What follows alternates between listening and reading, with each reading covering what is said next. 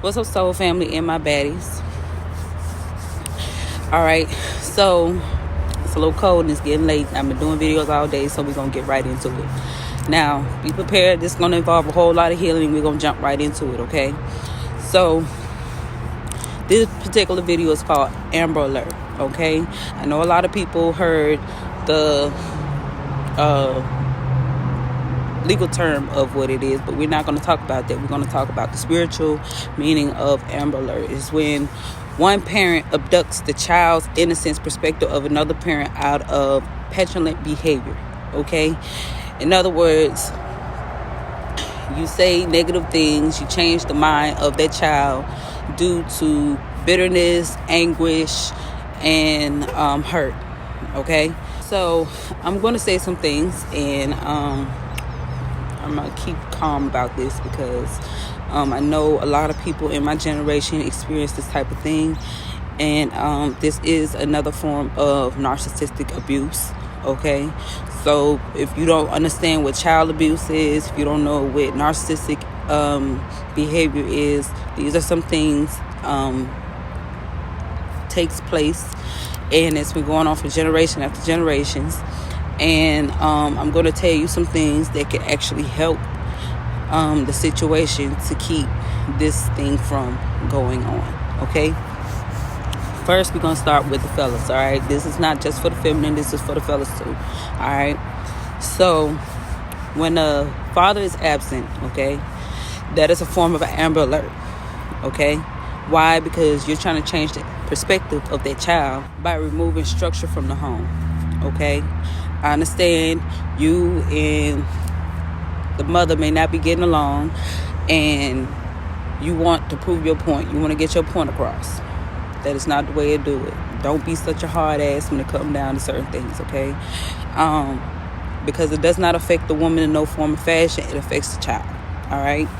Ladies, when y'all get mad at these fellas, y'all downplay the parent and to these children or around these children, okay? And you do it out of bitterness. Your reasons could be different. Your reasons could because you can no longer have relations with them. You cannot have relationships with them.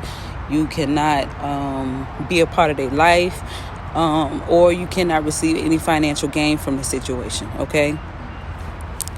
So we're gonna move on to the next. Now, here goes nothing. All right. When you call the parent cheap, okay, because they don't want to give you financial means to help you take care of the child, that's a form of abuse. When you speak those type of languages around the child, you are putting the perspective that that parent is not able to financially secure, not knowing or knowing the situation on why they can't do it, but you don't care. You just say that out of selfishness, okay? You can say that they're strong-minded. That's an alternative way you can say it. You can say that right now they're going through something right now. Anything but cheap, okay? I've written this stuff down, so bear with me, all right? Calling a child slow, okay? When you call a child slow, you basically telling them that they are underdeveloped and it's not okay for them to be different, okay?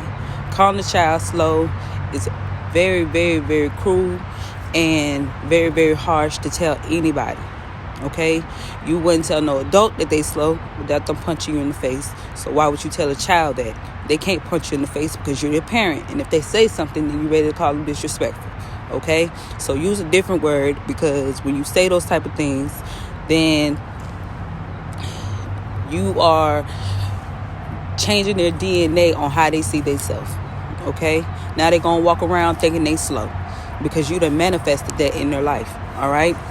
Saying that they funny looking. You can easily say, baby, you look like me, okay? To say your child funny looking is to say you funny looking, all right? They your seed. So why make statements like that, okay? That's not very smart, all right? And what you also do is you create a level of insecurity in that child. So now when they look at themselves in the mirror, they're going to always find something wrong with them, okay? Why would you do that? All right, you know you ain't funny looking, so why would you tell the child funny because they look like they daddy or they look like the mama? Okay, it's time to grow up. You got to get out their energy. All right, calling somebody or calling a child dumb or stupid. Okay, you can easily say you smart like your mama, you smart like your daddy. All right, there's different things that you can say. You can say that they're unique. All right, calling them weird. You can say that, hey baby, you know, I like the way you think. It's a little different from everybody else, but you know, elaborate. Talk to me. What you mean? Okay, when you say things like that, you basically telling the child that they got a mental illness. Now, if you got a mental illness, that's personal. Okay, there's 2 different DNAs in that child. Just because you're suffering through something mental, that don't necessarily mean that child's suffering through mental. Matter of fact, I don't know if y'all ever seen this movie called I Am Sam. This man, he was actually, in the movie, he was mentally retarded. Okay, that's the proper term to use. And he had a daughter by this stripper. And as soon as she had the baby, she ran off. And he was left with the baby by herself. That baby was so smart. She was basically helping him. So just because you're suffering through something, okay, that don't necessarily mean that the child is suffering through the same thing. All right, you gotta cut that cord when you speak those things in your child's life, because you are manifesting those things unless that's what you want. Okay, and if that's what you want, then you got to heal yourself. Now the next word that I've heard is calling the child sensitive. Okay, when you call a child, especially when you got a boy, you don't want to call your boy sensitive. What you trying to call him? You trying to change his sexuality? When you say that, you too sensitive. Just because he's saying something compassionate, that makes him too sensitive. Just because he got a big heart, man, let me tell y'all something. That same big heart can heal you or help you in some form of fashion. Okay? I've been called sensitive. And look at me, I'm talking to y'all. Letting y'all know ain't nothing wrong with being sensitive. There's nothing wrong with having a big heart. It's nothing wrong. Just don't be naive. Because sometimes having a big heart, you open doors for people to hurt you. Okay? People who don't have a heart. Because they allow that to trigger them so long and so bad that it created a demon inside of them. They got to live with that. Okay? Just because you're not physically beating the child doesn't mean you're not beating them mentally. Okay? These children that grow up into adults, they don't just come off like that off the rip. They don't just become a teenager that's just hard-headed and end up finding themselves doing all type of reckless stuff out of nothing. Those stuff have been embedded for so long growing up that it became them. Okay? Now they feel like they got to walk around with a hard heart. How can God speak to anybody with a hard heart? Even the Bible said, harden not your heart when you hear the sound of my voice. When you constantly telling somebody, or you telling that child that they too sensitive, you telling them to have a hard heart. Okay? So let's move on to the next one. Annoying. When you sit there and tell a child that they're annoying because they think differently, they think a little bit more advanced than you, or they say things that you don't quite understand, and then they break it down, and all of a sudden you get annoyed off the bat. That's projection. That's projection. Just because they read a book or two. I don't know if y'all familiar with the movie called Matilda. Okay? She was very, very intuitive. She was very, very smart. And she read a lot of books. And she used to use her mind to do different things to keep from being bullied all the time. Because she came from a narcissistic home where every time she did something smart or did something that was not of what the family did, you know what I'm saying, they made her feel less than. So she had to find her own inner power. She had to tap into her spirituality, or tap into herself and understand her own worth, until she found somebody that confided her and understood her the way that she understood herself. See, that was confirmation. All right, the next word is bad. When you call your kids bad all the time, all right, you know damn well a child don't know the difference from bad. They're learning. They're busy. Okay, they don't know before they get on this earth that the grass was gonna be green. They didn't know that if they touched that socket that it was gonna shock them. They didn't know that. They're learning. Now, I'm not saying that you shouldn't discipline your child, because you should discipline your child if they're in the wrong, okay? But even when you discipline your child, you explain to them, baby, the reason why I had to do this because, I don't want this to happen, A, B, C, and D to happen. You explain to your child, or they're going to grow up believing that you was just beating their ass. Okay? You got to explain that. Once you have disciplined them, that's when you explain wisdom to them, by acknowledging the problem. Okay? They'll go their whole life thinking that you just beat on them and beat on them and beat on them. And then the whole time, they don't understand. All they know is you've been bashing this parent, and you've been beating on them, and you've been talking crazy to them, and now they don't understand what love is. Let me tell y'all something, and I can't stress this enough, and I say this so many times. The way you love a child is how they grow up to love. So if that child grew up being beat on, I'm talking about beat on and talk crazy to, guess what? Especially if it's a male, you can't sit there and say you don't know why this young man became a woman abuser if you've been beating on him all his childhood. You can't explain, or you can't make yourself seem like you don't know why this young lady is out here being promiscuous when you allow certain people to touch her. And what I mean by allow, it ain't necessarily saying that you just go and touch her. I'm not saying that, and I'm not saying that you had to go and get something like a sledgehammer or something, and then you just chop them aside. I'm not saying that. I'm saying when you are walking around and acting like you don't know why this happened, that's abuse. These folks grow up, and then they have kids, and then because you said it was okay, or you made it seem like you didn't know what was going on, or you don't quite remember, then you don't know why this is happening to your grandkids. Now you feel like your grandkids is in danger, but nobody reported you.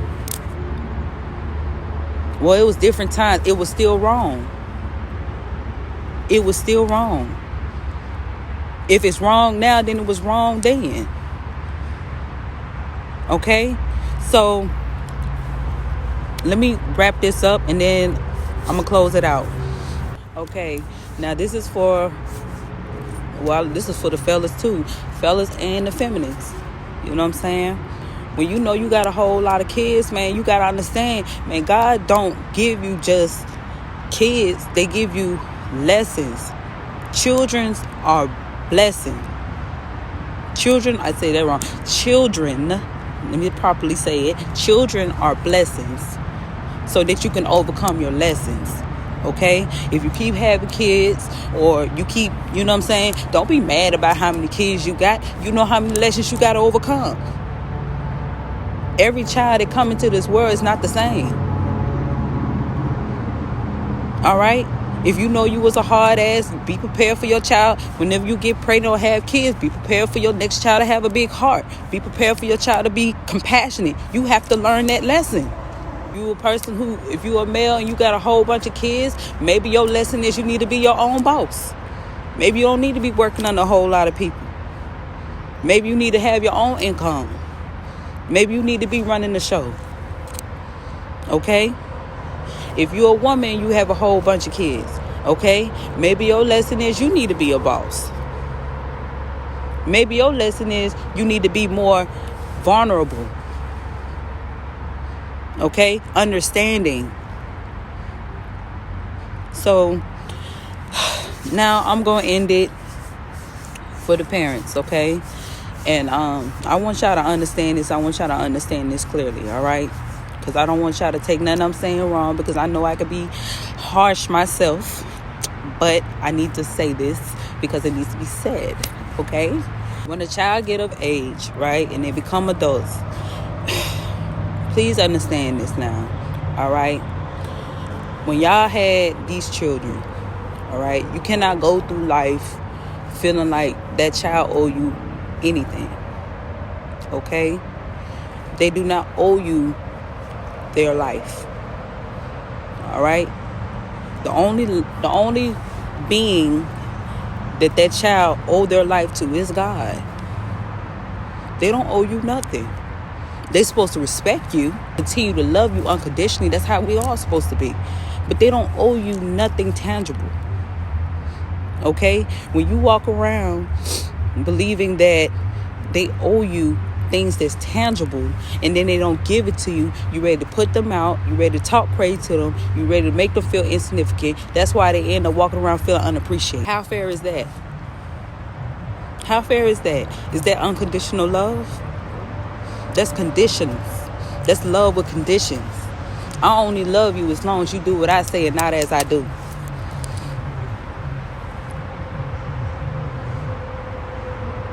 When you put somebody, and I want people to understand this, even with your parents, okay?